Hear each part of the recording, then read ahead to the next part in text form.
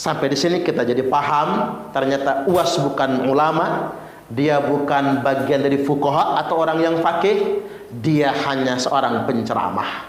Karena beliau adalah penceramah kondang, banyak yang mengikutinya. Alangkah baiknya meminta maaf terhadap ucapan ini, menarik kata-katanya, karena apa yang disampaikannya adalah kepeloporan intoleransi yang tidak mencerminkan Islam yang rahmatan lil alamin.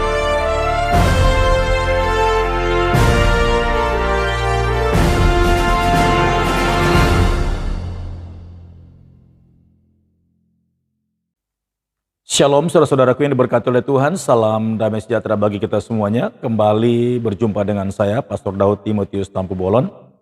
Ya, kita sudah menyaksikan video pembuka di awal, di mana Ustadz Suparman meminta agar Ustadz Abdul Somad segera meminta maaf kepada publik tentang pernyataannya ketika dia menjawab pertanyaan bahwa bolehkah pejabat-pejabat umat muslim memberikan izin kepada agama-agama lain ketika meminta izin pembangunan rumah ibadat. Seperti ini videonya. Bagaimana dalam agama Islam seorang muslim karena jabatannya dia memberi izin berdirinya rumah ibadah seperti kelenteng, gereja, dia dapat dosa jariah, mengalir terus. Man sanna fil islami sunnatan hasanatan, siapa yang berbuat baik falahu ajruha, dia dapat pahalanya.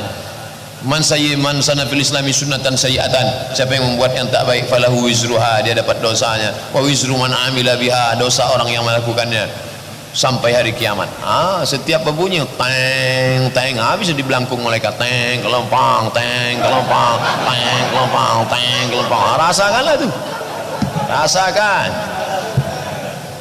Ya, kita telah menyaksikan pernyataan daripada Ustadz Abdul Somad ketika dia menjawab satu pertanyaan dari orang lain yang bertanya tentang apakah boleh seorang pejabat yang beragama Islam memberikan izin kepada agama lain ketika mereka sedang akan membangun rumah ibadah mereka. Lalu dengan gamblangnya Ustadz Abdul Somad menjawab dan memberikan kiasan bahwa orang yang memberikan izin kepada agama lain di luar agama Islam, maka orang itu akan menanggung dosa. Bahkan ketika agama lain beribadah, maka ganjaran-ganjaran itu akan terus diterima oleh orang-orang atau pejabat yang memberikan izin kepada agama-agama lain. Puji Tuhan saudara-saudara, di luar pribadi Ustadz Abdul Somad ini, ternyata ada ustadz lain yang punya hati yang bijaksana. Bahkan menurut dia, apa yang dikatakan oleh Ustadz Abdul Somad ini adalah sebuah kekeliruan. Bahkan telah menyalahgunakan ajaran agama Islam yang sebenarnya. Siapa dia, saudaraku? Mari sama-sama kita saksikan. Assalamualaikum warahmatullahi wabarakatuh. Sedang ramai diperbincangkan potongan ceramah Ustadz Kondang, Ustadz Abdul Somad, yang menganjurkan agar kepala daerah tidak mengizinkan pendirian rumah ibadah agama lain. Tersebut di sana misalnya gereja, kelenteng, dan lain-lainnya. Ini luar biasa, jadi lucu sekali. Sekaligus ini juga contoh bentuk intoleransi. Ini akan menjadi persoalan mendasar karena Uwas bukan orang biasa, dia penceramah kondang yang jauh lebih kondang daripada saya. Ini penceramah kondang yang sudah keliling kemana-mana. Kok bisa-bisanya dia berkata yang sedemikian rupa dan mencerminkan intoleransi? Saya berharap beliau minta maaflah sebagai pertanggungjawaban terhadap apa yang telah disampaikan. Sampai di sini juga kita semua jadi sadar bahwasanya ternyata Uwas memang bukan ulama. Dia bukan orang yang faqih. Uwas adalah penceramah, sama dengan penceramah-penceramah yang lainnya. Mengapa saya katakan dia bukan ulama, dia bukan orang yang faqih? Cara dia berhukum pun salah sebetulnya. Dia mengutip hadis, man sanna fil islami sunnatan hasanah. hadis ini sama sekali bukan dalil hukum. Sekali lagi, dalam kaidah usul fikih ada ilatnya. Ilat hukum dari hadis ini sama sekali bukan dalil yang menganjurkan agar kita tidak memberikan izin umat beragama lain untuk mendirikan rumah ibadah. Sama sekali tidak ada kaitannya. Loh, kok bisa-bisanya orang selevel UAS memfatwakan sedemikian rupa? Dan ini akan menjadi semacam simbol intoleransi tentunya. Makanya kita punya kewajiban moral untuk mengingatkan agar yang sedemikian rupa tidak menyebar dan tidak dianggap sebagai ajaran Islam. Baik, saya kembali dulu ke hadis yang dikutip oleh UAS yang sengaja didalil-dalilkan. Ini bahaya loh, mendalil-dalilkan sembarangan itu, semau-maunya melekatkan hadis kepada hukum tertentu. Ini bahaya sebetulnya. Terkait dengan hadis ini sebetulnya ada asbabul wurudnya. Sababul wurudnya apa?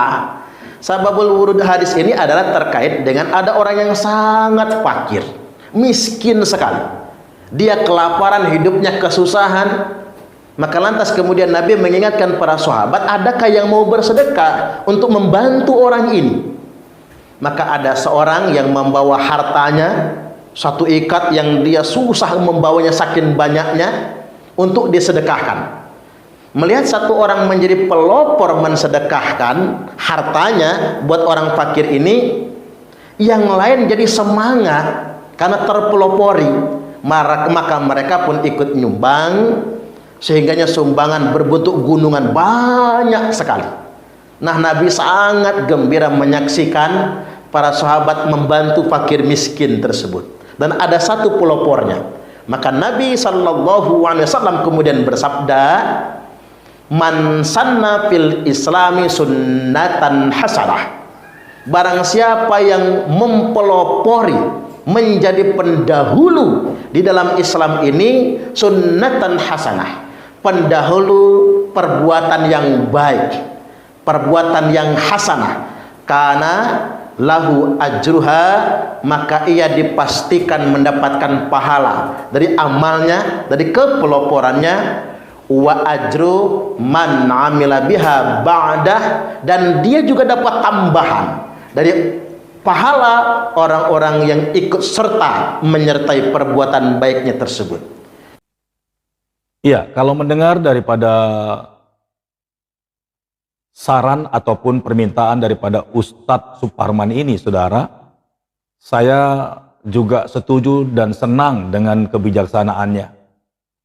Kiranya banyak ustadz-ustadz seperti Ustadz Suparman ini beredar di seluruh Indonesia ini, agar para pendengar bahkan pecinta agama Muslim ini boleh dibawa kepada pencerahan-pencerahan yang lebih baik, sehingga di negeri ini akan terjadi kedamaian, ketentraman, serta toleransi yang dapat membangun kemajuan negara ini menuju kepada negara yang lebih baik.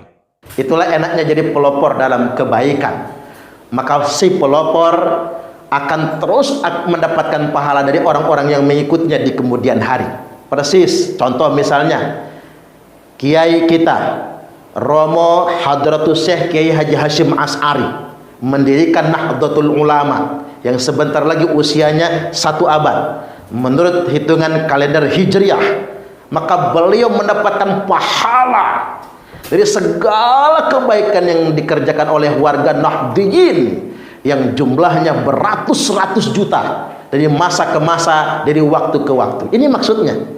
Selanjutnya, wa man sanna fil islami sunnatan sayyi'ah, dan barang siapa yang menjadi pelopor keburukan. Nah, ini yang dicoba dilekat-lekatkan dalilnya oleh UAS sebetulnya. Barang siapa yang menjadi pelopor keburukan, maka kana lahu wizruha, maka si pelopor perbuatan jahat ini dia akan mendapatkan dosanya. Atau kana alaihi wizruha, baginya dia akan mendapatkan dosanya, wa wizru man amila biha mim ba'dih, dan juga dia akan mendapatkan tambahan dosa-dosa dari orang-orang yang mengamalkan keburukan tersebut setelahnya. Ini yang kita sebut dengan dosa jariah. Si pelopor mendapatkan dosa karena dia telah berbuat dosa. Karena dia sebagai pelopornya, orang-orang yang ikut berbuat dosa setelahnya, dosa mereka akan ditambahkan juga kepada pelopor tersebut. Makanya mending amal jariah daripada dosa jariah. Tapi ini kan tidak ada korelasinya dengan memberikan izin kepada umat beragama lain mendirikan rumah ibadah. Nggak ada sama sekali itu korelasinya. Ini bahaya sekali sebetulnya fatwa Ustadz Abdul Somad ini. Justru begini, karena fatwa UAS ini menganjurkan agar kepala daerah tidak memberikan izin mendirikan rumah ibadah kepada umat beragama lain, berarti fatwa ini adalah pelopor intoleransi. Saya ingin tegaskan, fatwa ini pelopor intoleransi. Intoleransi adalah keburukan. Maka yang pertama kali memfatwakannya dia berdosa. Dan kalau memang ada pejabat publik, kepala daerah yang berdasarkan fatwa ini melarang umat beragama lain mendirikan rumah ibadah, gereja, kelenteng, vihara, pura, dan lain sebagainya, ketika ditanya ngapa Pak kepala daerah umpama ini tidak memberikan izin pendirian gereja atau kelenteng kepada umat beragama lain, oh kata Ustadz Abdul Somad itu dosa jariah, haram memberikan izin kepada umat beragama lain mendirikan rumah ibadah. Kalau ada kepala daerah yang gara-gara fatwa ini mengikuti UAS, maka ini menjadi dosa jariah. Dosa jariah apa? Dosa jariah intoleransi. Padahal tidak begitu ajaran Islam. Ingat, misi Islam adalah rahmah. Wa ma arsalnaka illa rahmatan lil alamin.